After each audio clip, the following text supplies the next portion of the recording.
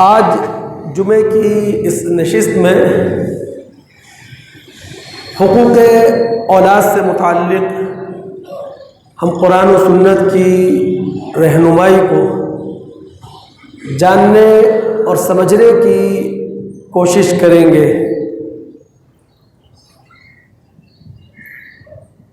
اولاد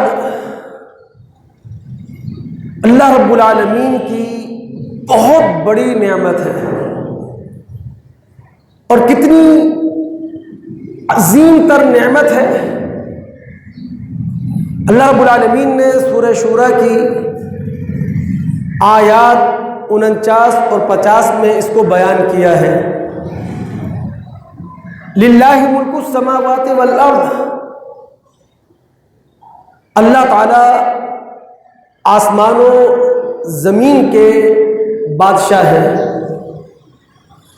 زمین اور آسمان کی بادشاہی اللہ رب العالمین کے ہاتھ میں ہے۔ وہ جو چاہتا ہے پیدا کرتا ہے،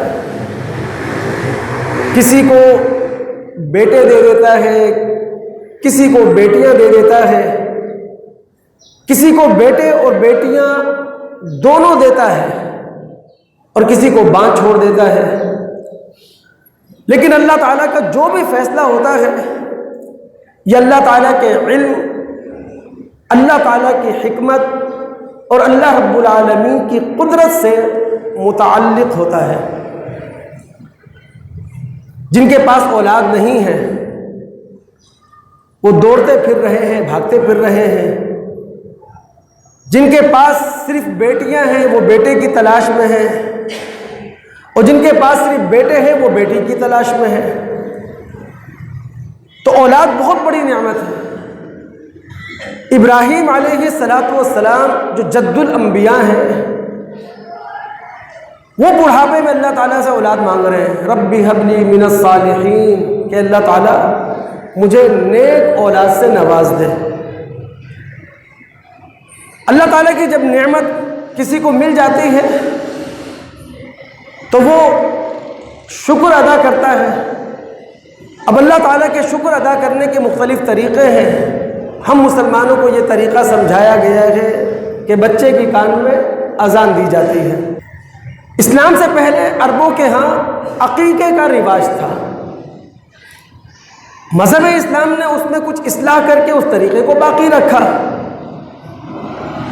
عقیقہ اللہ رب العالمین کی شکر گزاری بھی ہے۔ اس کا ذاتی فائدہ یہ ہے کہ یہ انفاق فی سبیل اللہ کی ایک شکل ہے۔ جانور ذبح کیا جاتا ہے، گھر کے لوگوں کو جمع کر لیا جاتا ہے، خوشیاں تقسیم کر دی جاتی ہیں، اور اگر موقع نہیں ہے تو گوشت ضرورت مندوں میں تقسیم کر دیا جاتا ہے۔ اس کا معاشرتی فائدہ کہ بچے کے نسب کا اعلان ہو جاتا ہے۔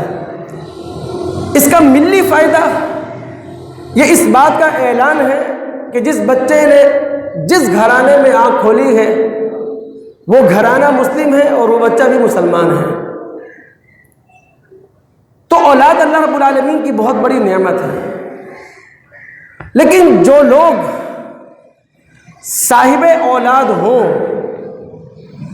چاہے وہ ماں ہو چاہے وہ باپ ہو، انہیں اس بات کا پورا احساس ہونا چاہیے کہ اولاد اللہ تعالیٰ کی عظیم تر نعمت ہونے کے ساتھ ساتھ اللہ تعالیٰ کی طرف سے ایک بہت بڑی آزمائش بھی ہے۔ اولاد والدین کے لیے کتنا بڑا ٹرائل ہے، دو آیات کو سامنے رکھیں۔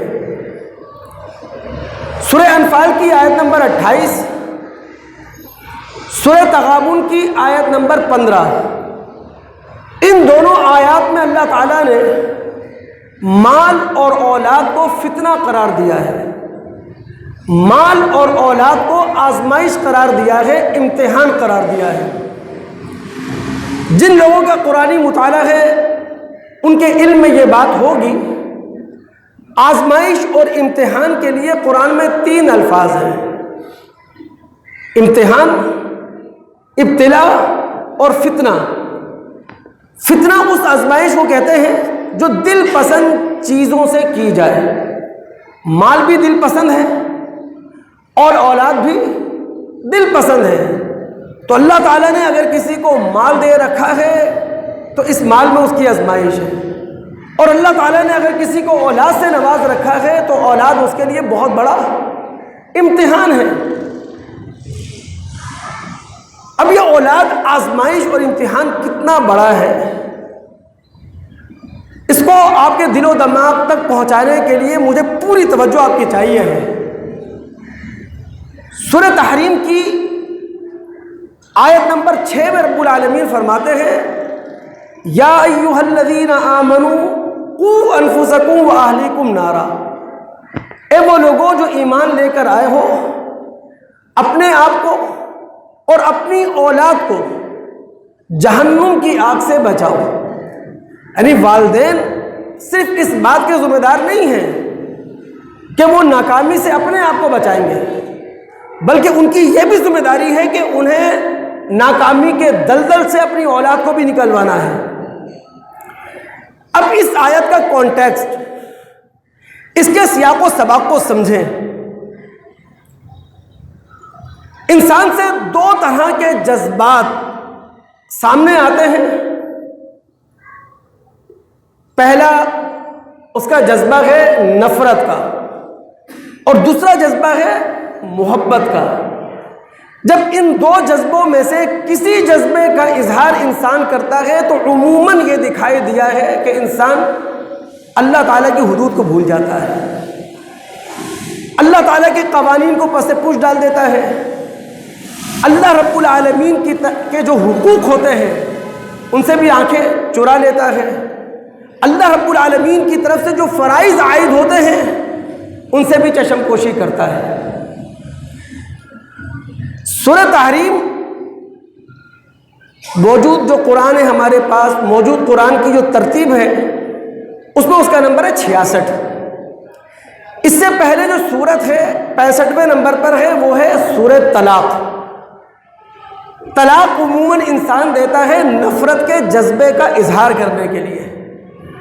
اللہ تعالیٰ نے سورہ طلاق میں یہ بتایا ہے کہ اگر طلاق دو، اپنی نفرت کا اظہار کرو، تو وہاں بھی حدود الہیہ کو بھول نہ جاؤ، وہاں بھی قوانین الہیہ کو بھول نہ جاؤ، وہاں بھی اللہ رب العالمین نے جو فرائض تم پر عائد کر دیے ہیں ان سے منہ نہ موڑ لو، اور اس موقع پر جو اللہ کا حق ہے اسے یاد رکھو.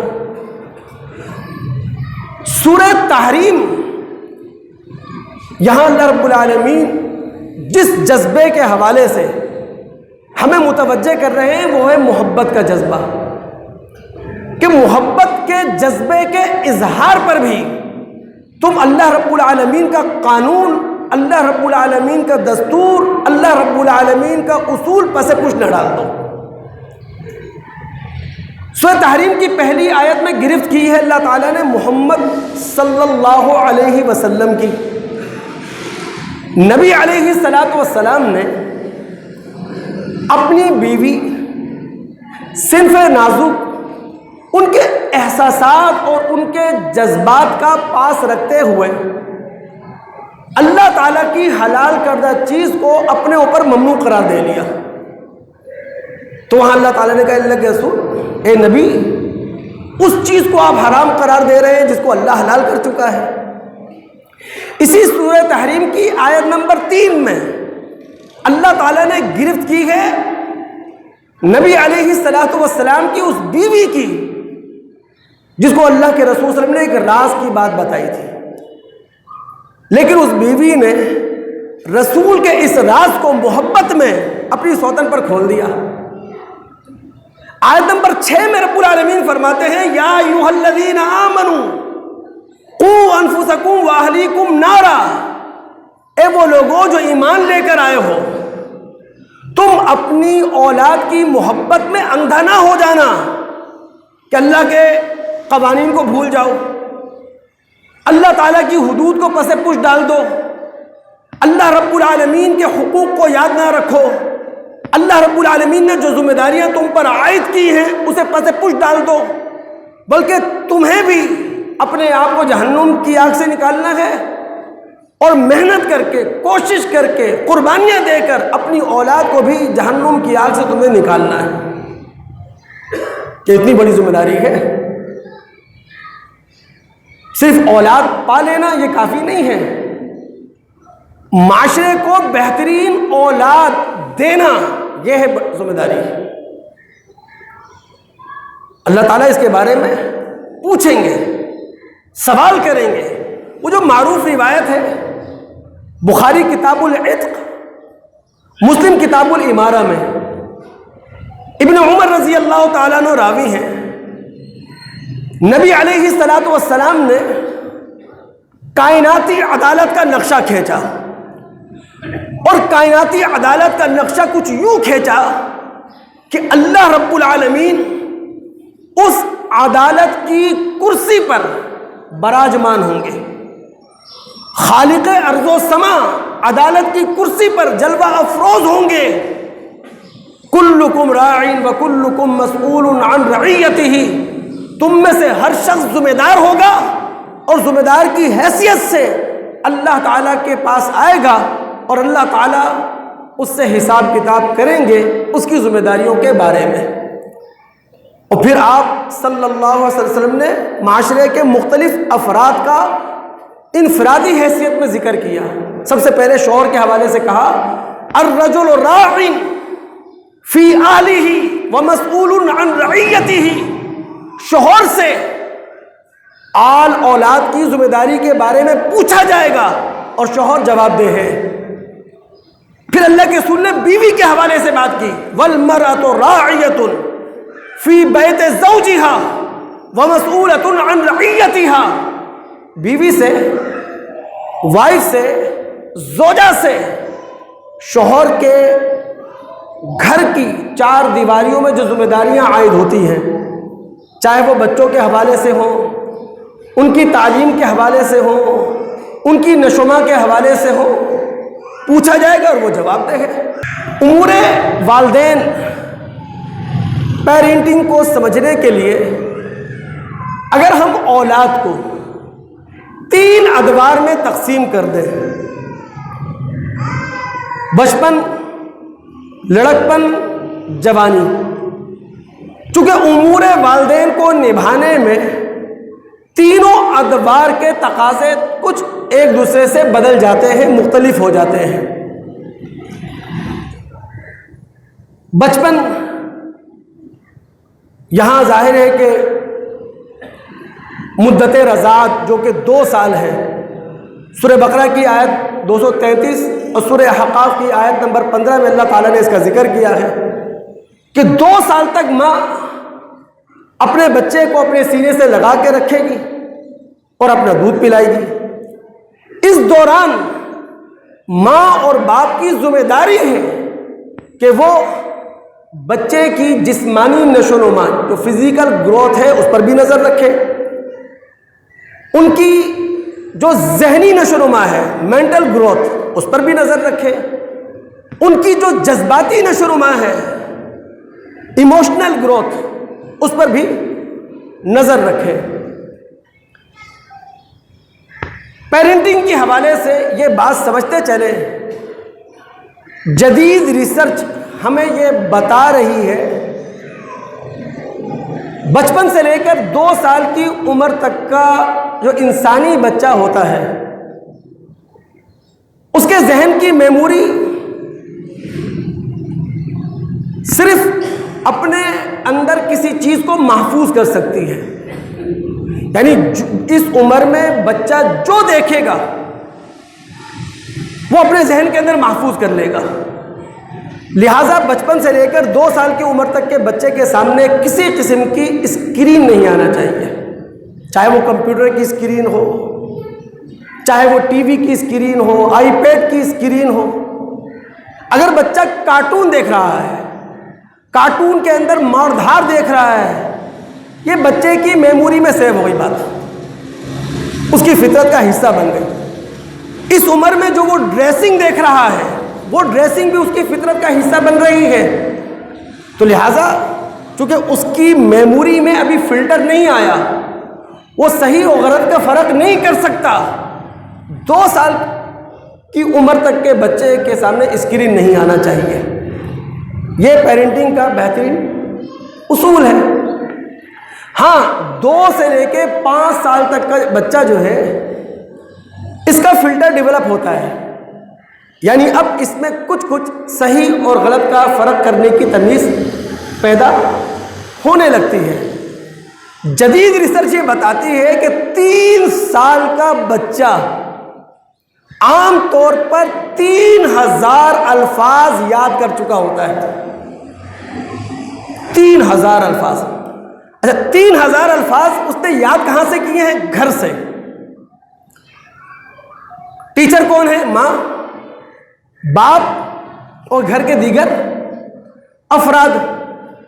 تو اب ہم سب کو یہ سوچنا ہے کہ ہمارے گھر میں کون سے الفاظ ہیں جو کہے جاتے ہیں، زبان سے نکالے جاتے ہیں، وہ اچھے ہیں، وہ برے ہیں. جو 3 سال کا بچہ 3000 الفاظ ذہن نشین کر چکا ہے. اور یہی وہ وقت ہے جو انفارمل ایجوکیشن کا ہے، غیر روایتی تعلیم کا.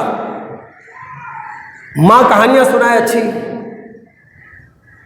لوریاں دے، بہن بھائی اچھی باتیں کرے، اس سے بچہ سیکھتا ہے. ہارورڈ یونیورسٹی کی ایک ریسرچ پروفیسر گزری ہیں کیتھرین.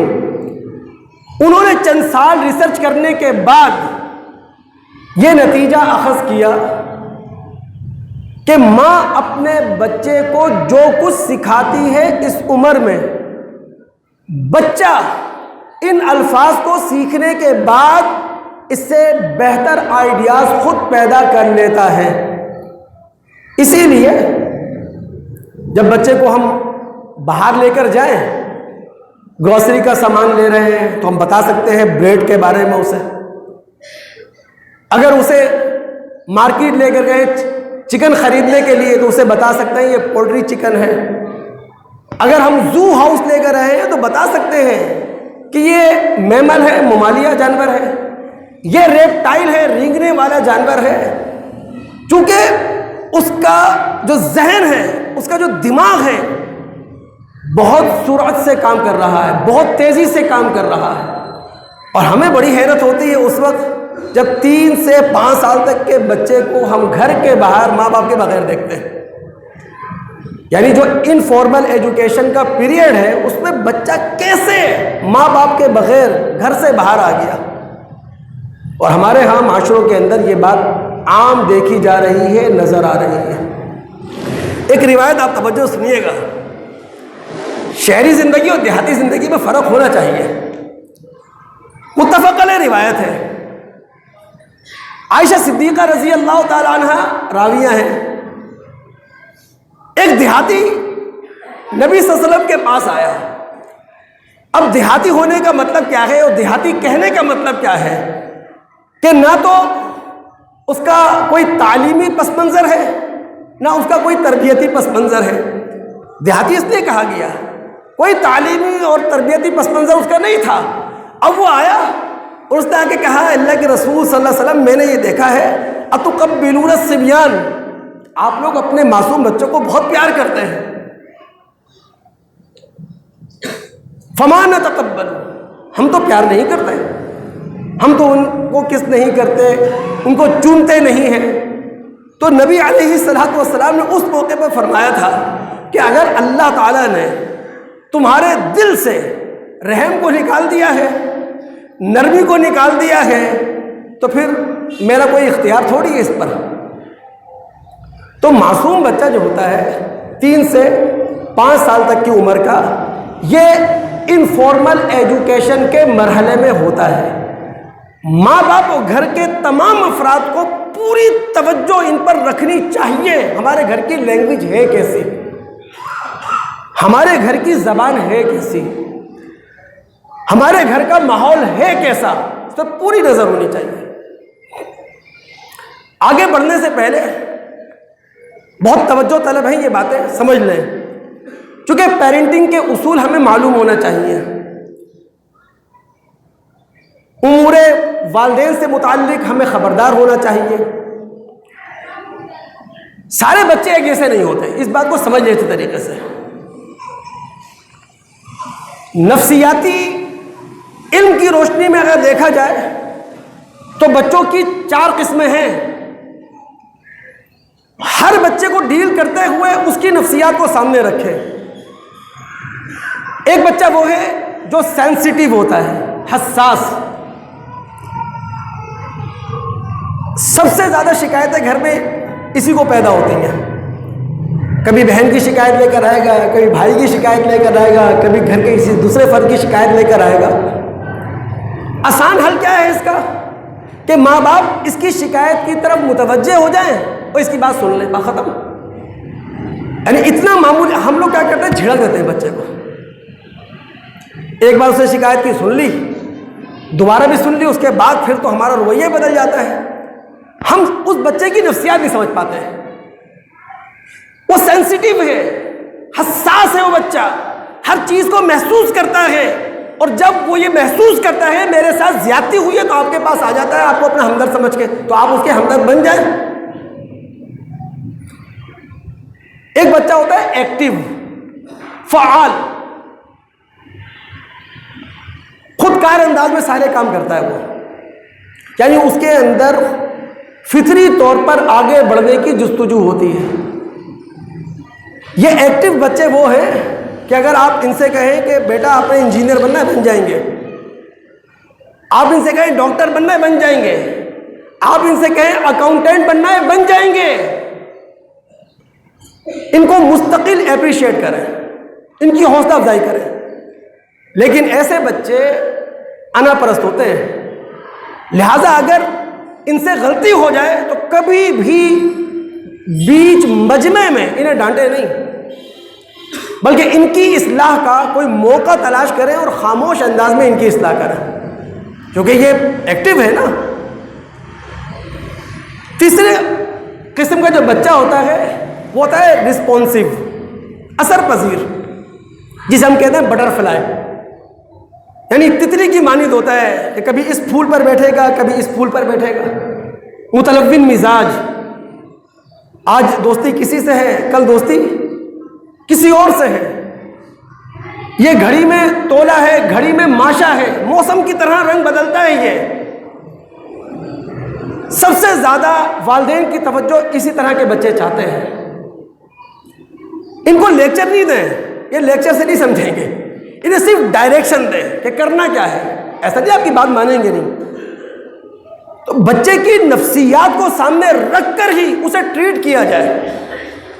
اور چوتھی قسم کا بچہ ہوتا ہے وہ ہوتا ہے ریسیپٹیو، فرما بردار، خاموش مزاج ہوتا ہے. یہ مستقل مزاجی اس میں ہوتی ہے. یہ بچے ڈیل کس طرح کیے جا سکتے ہیں؟ یہ ڈسپلن رکھتے ہیں اپنے اندر. وقت پہ کھانا ہے، وقت پہ پڑھنا ہے، وقت پہ سو جانا ہے.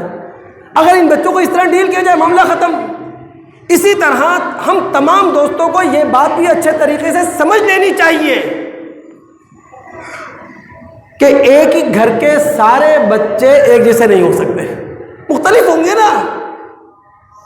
جس طرح پھولوں کے رنگ الگ ہیں، پھولوں کی خوشبو الگ ہے، اسی طرح ایک گھر کے جو بچے ہیں وہ ایک جیسے نہیں ہو سکتے. جس طرح ہمارے یہاں تو عام کہا جاتا ہے نا کہ جناب بڑا تو بہت اچھا ہے، چھوٹا صحیح نہیں ہے.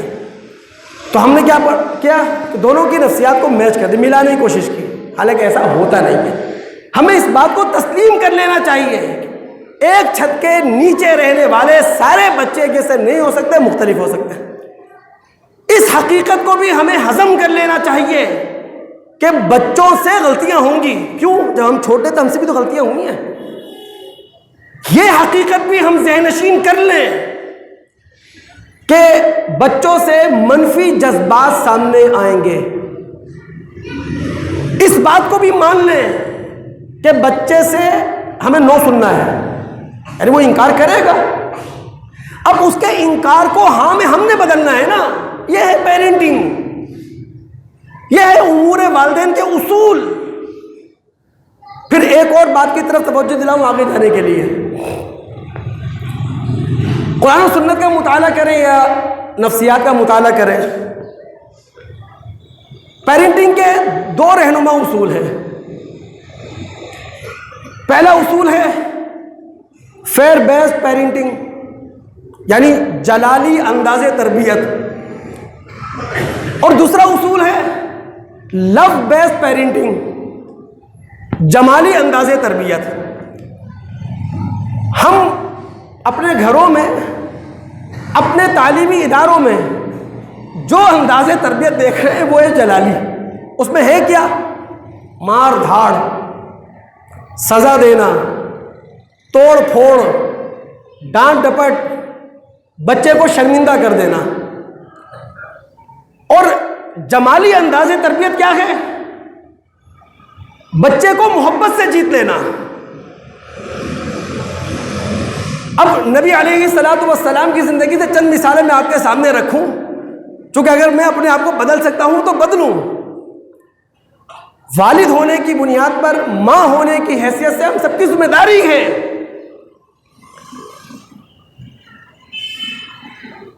انس بن مالک رضی اللہ تعالیٰ عنہ کا نام کس نے نہیں سنا؟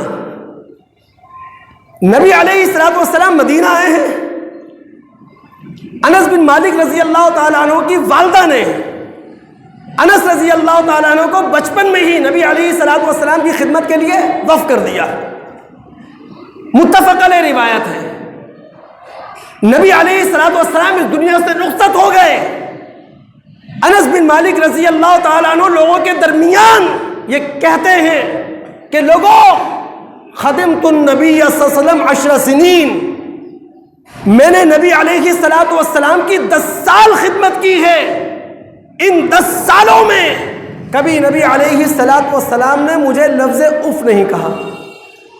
پچھلے جمعے میں نے بتایا تھا کہ اف دلی بیزاری کے اظہار کا کلمہ ہے، یعنی جب دلی بیزاری کا اظہار کیا جاتا ہے عربی میں تو کہتے ہیں اف۔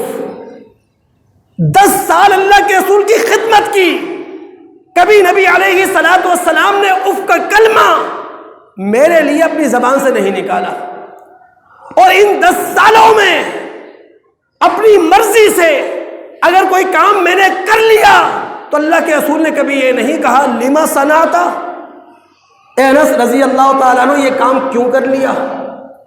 اور ان 10 سالوں میں اگر اللہ کے نبی علیہ الصلوۃ والسلام کے کہنے کے باوجود میں کوئی کام نہیں کر سکا تو اللہ کے رسول نے کبھی یہ نہیں کہا الا صنعت، اے انس یہ کام کیوں نہیں کر کے آئے۔ یہ انداز تربیت ہے آپ کا۔ آپ کے ایک پروردہ ہے عمر بن ابی سلمہ رضی اللہ تعالی عنہ، بخاری کتاب الاطعمہ، مسلم کتاب الاشربہ میں روایت ہے، نبی علیہ الصلوۃ والسلام کی ایک بیوی ہیں ام سلمہ رضی اللہ تعالی عنہا، یہ ان کے صاحبزادے ہیں، پچھلے شوہر سے ہیں۔ اللہ کے رسول کے ساتھ جب نکاح ہوا تو ام سلمہ کے ساتھ عمر بن ابی سلمہ بھی آئے، خود اپنا واقعہ سناتے ہیں، کہنے لگے کہ عرب کے عام مزاج کے مطابق ہم ایک ہی تھال میں کھا رہے تھے، یہ عرب کا مزاج تھا، کوئی اسلام کا طریقہ نہیں ہے، یہ عربوں کا ایک طریقہ، جس طرح ہر علاقائی کلچر میں کھانے کا ایک اپنا دستور ہوتا ہے، پہننے اوڑھنے کا اپنا ایک طریقہ ہوتا ہے، تو عرب مزاج کے مطابق، عرب تہذیب کے مطابق ہم ایک تھال میں کھا رہے تھے۔ اب میں معصوم تھا، میرا ہاتھ کبھی دائیں جاتا کبھی میرا ہاتھ بائیں جاتا، یہ وہ موقع تھا نبی علیہ الصلوۃ والسلام نے کتنے پیارے انداز میں، کتنے جمال رکھتے ہوئے ان کو بات سمجھائی، کہا یا غلام، اے بیٹا، سم اللہ، اللہ تعالیٰ کا نام لو، وکل بیمینک، دائیں ہاتھ سے کھاؤ، وکل مما یلیک، اپنے آگے سے کھاؤ، آگے اور پیچھے سے نہ کھاؤ، سامنے سے کھاؤ۔ یہ تو میں نے حدیث کے الفاظ آپ کو سنا دیے، اب غور کریں کہ جب اللہ کے رسول کی بیوی بیٹھی ہو، اللہ کے رسول صلی اللہ علیہ وسلم کا پروردہ بیٹھا ہو، اور محمد الرسول صلی اللہ علیہ وسلم رحمت للعالمین بیٹھے ہوئے ہوں، آپ کے انداز سمجھانے کا انداز کیا ہوگا؟ یہ تو راوی کے الفاظ ہیں نا، کہ راوی نے جس طرح محفوظ کیے الفاظ وہ ہم تک پہنچا دیے۔ نبی علیہ الصلوۃ والسلام کا اس وقت ایکسپریشن کیا تھا؟ آپ نبی علیہ الصلوۃ والسلام مسکرا رہے تھے، آپ کے چہرے پر کیا مسکراہٹ تھی وہ تو نہیں آیا نا، لیکن ہم اللہ کے نبی علیہ الصلوۃ والسلام کے جمالی انداز کو جانتے ہیں، اس جمالی انداز کو خود داخل کریں کہ ہمارے نبی علیہ الصلوۃ والسلام نے تربیت کس طرح کی ہوگی۔ فضل بن عباس رضی اللہ تعالیٰ کا نام آپ نے سنا ہے، عباس رضی اللہ عنہ کے صاحبزادے ہیں۔ حجۃ الوداع کا موقع ہے، نبی علیہ الصلوۃ والسلام کے ساتھ سواری پر پیچھے بیٹھے ہوئے ہیں۔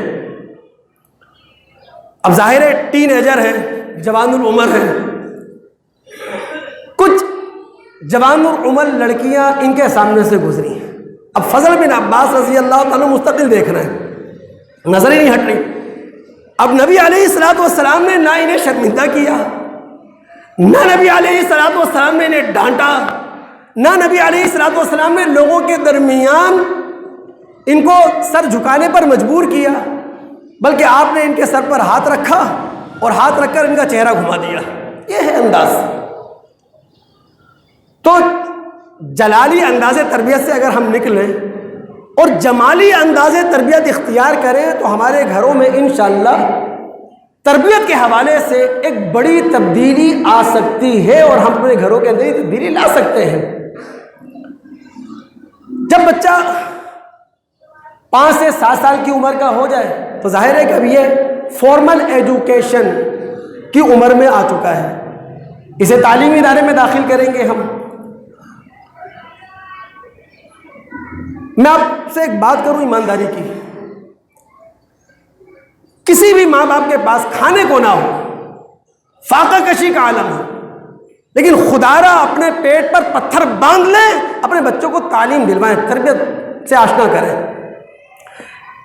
جو افورڈ کر سکتے ہیں وہ تو کر ہی رہے ہیں، لیکن جو غریب گھرانے ہیں، چاہے وہ کتنی ہی مجبور ہوں، کتنے ہی لاچار ہوں، لیکن ان کی پہلی ترجیح یہی ہونا چاہیے، پیٹ پر پتھر باندھنا پڑے، اپنا پیٹ کاٹنا پڑے، لیکن اپنے بچوں کو تعلیم دلوانی ہے۔ UN میں، اقوام متحدہ میں 1959 میں یہ قرارداد پاس ہوئی تھی کہ جناب ابتدائی تعلیم ہر بچے کا بنیادی حق ہے، لیکن ہمارے نبی محمد الرسول اللہ صلی اللہ علیہ وسلم نے 1400 سال پہلے تاریخ دور میں علم کی شمع روشن کر دی تھی۔ آپ نے فرمایا تھا طلب العلم فریضۃ علی کل مسلم، علم کا حاصل کرنا ہر مسلمان مرد، ہر مسلمان عورت کے لیے فرض ہے۔ ایک روایت توجہ سن لیں آپ، ترمذی کی روایت ہے، جابر بن سمورہ رضی اللہ تعالیٰ عنہ راوی ہیں، نبی علیہ الصلوۃ والسلام نے فرمایا لِأَن يُؤَدِّبَ الرَّجُلُ وَلَدَهُ، کوئی باپ اپنی اولاد کو تعلیم اور تربیت سے آشنا کرے، یہ بہتر ہے اس بات سے ان یتصدق بصاع، کہ وہ 1 سا کھجور یا 1 سا غلہ اللہ کے راہ میں صدقہ کرے۔ ترمذی کی روایت ہے، نبی علیہ الصلوۃ والسلام نے فرمایا والدین کی طرف سے اپنی اولاد کو سب سے عظیم تحفہ وہ نہیں ہے جو مال و دولت کی شکل میں دیا جائے، جاہ و جلال کی شکل میں دیا جائے، بلکہ ماں باپ کی طرف سے اولاد کے لیے سب سے بڑا تحفہ تعلیم ہے، تربیت ہے۔ ما نحل والد ولدہ، کوئی باپ اپنے بچے کو اس سے بڑھ کر تحفہ نہیں دے سکتا افضل من ادب حسن، کہ اس نے بہترین تعلیم اور تربیت اپنے بچے کو دلا دی۔ یہ تربیت کا زمانہ ہے۔ ہم سب جانتے ہیں کہ جب 7 سال کا بچہ ہوتا ہے تو اس کا فلٹر ڈیولپ ہو چکا ہوتا ہے، یعنی 7 سال کی عمر کا بچہ صحیح اور غلط میں فیصلہ کرنے کی صلاحیت اپنے اندر پیدا کر لیتا ہے۔ اسی چیز کو سامنے رکھ کر ہمارے نبی علیہ الصلوۃ والسلام نے ہم سے کہا تھا مروا اولادکم بالصلاۃ وہم ابناء 7 سنین، ابو داؤد کتاب الصلاۃ۔ اے مسلمانوں، اے کلمہ گو لوگوں، اپنے بچوں کو نماز کا پابند کرو، اپنے بچوں کو نماز سکھاؤ جب وہ 7 سال کی عمر کے ہوں۔ کیوں؟ یہ عمر کا وہ حصہ ہے جہاں بچہ صحیح اور غلط کا فیصلہ لے سکتا ہے۔ اور اگر 3 سال کی محنت رزلٹ لے کر نہ آئے، وَاضْرِبُوهُمْ عَلَيْهَا وَهُمْ أَبْنَاءُ 10 10 سال کی عمر میں بچہ نماز نہیں پڑھ رہا تو اب تعدیبی کارروائی کی جا سکتی ہے۔ اب ظاہر ہے کہ تعدیبی کارروائی کی جائے گی، یہ بچے کو بھی سامنے رکھا جائے گا، بچے کی جسامت کو بھی سامنے رکھا جائے گا، بچے کی عمر کو بھی سامنے رکھا جائے گا، اور ایسی سزا دی جائے گی جو اس کے عمر سے مطابقت رکھتی ہو۔ صرف مار دھاڑ یہ بچے کی تربیت کے لیے نہیں ہے، سزائیں بہت ساری ہیں، پرش کسی بھی صورت میں کی جا سکتی ہے۔ تو بہرحال یہ عمر لڑکپن کی ہم سے مطالبہ کر رہی ہے، ہم سے تقاضا کر رہی ہے کہ خدا را اپنے بچوں پر گہری نظر رکھے۔ اس کے بعد آتے ہیں جوانی کی عمر کی طرف نا۔ یہاں سب سے پہلے ایک اصولی بات سمجھ لیں، میڈیکل سائنس یہ کہتی ہے 11 سال سے 13 سال کی عمر کے درمیان جب بچہ ہوتا ہے تو دماغ میں ایک ونڈو کھلتی ہے جسے کہتے ہیں لو ونڈو، محبت کی کھڑکی۔ وجہ کیا ہے؟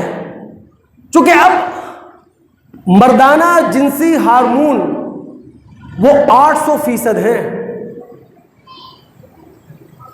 اور جوانی کی عمر میں ماں باپ کا اولاد کے ساتھ رویہ ہمدردانہ اور مشفقانہ ہونا چاہیے۔ وجہ کیا ہے؟ ایک حکمت بھری بات سمجھیں، بچپن سے لے کر 7 سال کی عمر تک کا جو بچہ ہوتا ہے وہ ہوتا ہے غلام، آپ کے اشاروں پہ چلتا ہے، آپ کے اشارے سمجھتا ہے، موم کی ناک بنا ہوتا ہے، جہاں چاہے موڑ دیں۔ لیکن 7 سال سے لے کر 14 سال کی عمر تک کا جو بچہ ہے وہ آپ کا مشیر ہے، چونکہ اس کے فلٹر ڈیولپ ہو چکے ہیں نا، وہ اچھے اور برے میں تمیز کرتا ہے، تو وہ کبھی ماں کو مشورہ دیتا ہے، کبھی باپ کو مشورہ دیتا ہے۔ اس عمر میں بچے کے مشورے کی قدر کرنا چاہیے، سننا چاہیے نا۔ وہ اپنی ذہانت کا اظہار کرنا چاہتا ہے، وہ اپنی قابلیت کا اظہار کرنا چاہیے، اپریشیٹ کریں اس کو۔ 14 سال سے لے کر 21 سال تک کی عمر کا جو لڑکا اور لڑکی ہے نا، یا تو یہ دشمن ہے یا دوست ہے۔ دوست بھی ہم بنائیں گے، دشمن بھی ہم بنائیں گے، یعنی 14 سے لے کر 21 سال تک کی عمر کے جو ٹین ایجر ہیں، لڑکے لڑکیاں ہیں، سب سے بڑی ذمہ داری ماں باپ کی ہے، چونکہ زیادہ وقت وہ گھر میں رہتے ہیں نا، ماں باپ کے ساتھ رہتے ہیں، ماں باپ ہی ان کا خرچہ اٹھاتے ہیں، ماں باپ ہی تعلیم اور تربیت کے بنیادی ذمہ دار ہیں، انہی کے ساتھ دسترخوان پر بیٹھ کے کھانا کھاتے ہیں، تو سب سے بڑی ذمہ داری ماں باپ کی ہے۔ مجھے حیرانگی اس بات پر ہوتی ہے کہ ان معصوم بچوں کو لڑکپن میں اور جوانی میں کیسے ہم بلا ضرورت موبائل دے دیتے ہیں۔ اینڈرائڈ موبائل ہر بچے کے پاس ہے، ہر بچی کے پاس ہے، بلا ضرورت، خطرے کی گھنٹی ہے، ہم سمجھ ہی نہیں رہے اس کو۔ ہر لڑکے کے پاس موبائل موجود ہے، ہر لڑکی کے پاس، ہمارے پاس نہیں ہے اتنا مہنگا موبائل، لیکن جو بچہ بھی پڑھ رہا ہے، پڑھنے کی عمر میں، اس کے پاس ہے موبائل بلا ضرورت۔ میں اور آپ بیٹھے ہوئے ہیں سنجیدہ عمر میں، ہمیں کال کرنا ہوتی ہے، کال ریسیو کرنا ہوتی ہے، ہم میسج ضرورت کا پڑھ لیں گے، ضرورت کا میسج کر دیں گے، اس سے زیادہ کیا ہے؟ ان کی کیا، نہ انہوں نے کسی کو کال کر لیں گے، نہ انہوں نے، لیکن ہر بچے کے پاس خطرے کی گھنٹی۔ وہ بچیاں جو ٹیوشن سینٹر کے ناموں پر گھروں سے نکل رہی ہیں، یہ بھی اندھا کنواں ہے۔ اور اگر اولاد شادی کے قابل ہو چکی ہے، ہمارے پاس وسائل موجود ہیں، تو خدا را مذہب ہم سے یہی کہتا ہے کہ شادی کروا دیں۔ ماں باپ کے بعد یہ ذمہ داری ہے پورے معاشرے کی، یعنی کیسے ہمارے گھر کے لڑکے آوارہ بن کے گھومتے ہیں لڑکیوں کے پیچھے، کیسے اجازت دے دیتے ہیں ہم لوگ؟ ہمارے ہی گھر کے لڑکے کس طرح لڑکیوں کے اسکول کے باہر، کالج کے باہر کھڑے ہوتے ہیں، ہمارے ہی معاشرے کے ٹین ایجر کس طرح صنف مخالف کے پیچھے گھوم رہے ہوتے ہیں بازاروں میں. پورے معاشرے کی ذمہ داری ہے اور اس کے بعد ریاست کی ذمہ داری ہے. پہلے کبھی ہم ڈرامہ دیکھتے تھے تو معاشرتی کہانی ہوتی تھی, کوئی سماجی کہانی ہوتی تھی. آج ہزاروں چینل ہیں, کسی چینل کو اٹھا لیں, نہ کہانی کے اندر کوئی معاشرت نظر آتی ہے, نہ کوئی سماجی زندگی دکھائی دیتی ہے. اور پھر جو ڈریسنگ کروائی جا رہی ہے, ایسا محسوس ہوتا ہے کہ یورپ کی کوئی ماڈل لا کے ہمارے سامنے پیش کر دی گئی ہے. نہ کوئی اسلامی وقار اس میں دکھائی دیتا ہے, نہ مشرقی اقدار اس سے جھلک رہی ہوتی ہیں. تو ریاست اپنی ذمہ داری ادا نہیں کر رہی. تو معاملات تو بھیانک ہو رہے ہیں, ہم سمجھ نہیں رہے اس بات کو. آخری بات سمجھ لیں دوست, چونکہ اولاد بہت بڑی نعمت ہے لیکن بہت بھاری ذمہ داری ہے. جنت ہے کیا چیز؟ کسی آنکھ نے اس جنت کو دیکھا نہیں, کسی کان نے اس جنت کے بارے میں سنا نہیں, کسی دل کے اندر اس جنت کے بارے میں خیال پیدا نہیں ہوا. قرآن و سنت میں جنت کا جو نقشہ کھینچا گیا ہے یہ خیالی نقشہ ہے, حقیقی جنت نہیں ہے. ہمارے رسول نے کہا ما لا عین رات ولا اذن سمعت ولا خطر علی قلب بشر. اللہ تعالیٰ نے اپنے نیک بندوں کے لیے جو جنت بنا کے رکھی ہے کسی آنکھ نے نہیں دیکھا, کسی کان نے اس کے بارے میں نہیں سنا, کسی دل میں اس کے بارے میں خیال پیدا نہیں ہوا. تو کیا ہم سب اس اعلیٰ ترین جنت کو حاصل نہیں کرنا چاہتے ہیں؟ کیا ہم نہیں چاہتے کہ یہ دنیا کا گھرانہ جنتی گھرانہ بن جائے؟